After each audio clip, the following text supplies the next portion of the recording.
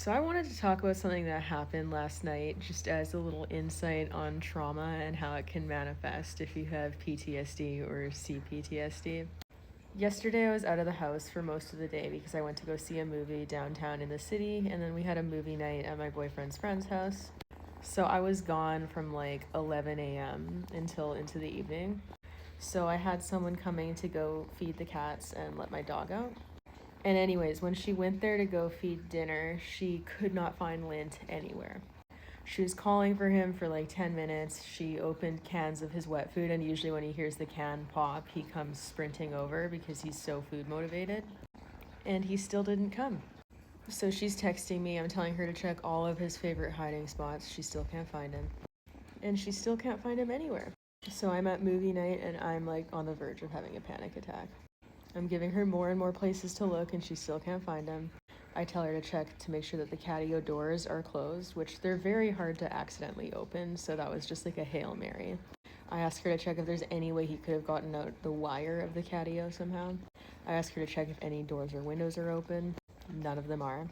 And then I just start bawling, like freaking out. And then I told my boyfriend, I was like, we gotta go home and we gotta go look for him.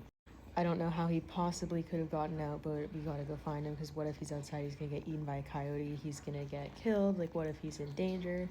Just immediately catastrophizing. And we get in the car and we start driving back.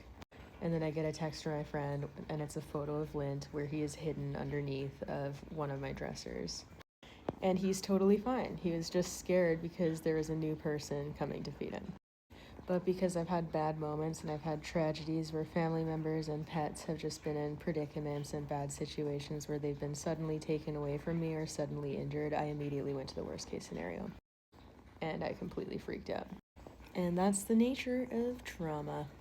After you've had a lot of bad things happen in your life and you've had reason to be on edge and in flight or fight mode all the time, it can be really hard to recondition your brain to not immediately go there when something scary is happening. And this is something that I've been working on for years, and I still clearly need to work on a lot because I panicked. And, anyways, this kind of comes back to working with horses, and it just makes me think of how horses who have been chronically mistreated are just always in fight or flight mode, and they probably go from 0 to 60, much like this, expecting the worst case scenario to happen, even when that's not what's happening. So be patient with your friends, pets, family members, anyone in your inner circle that has had trauma.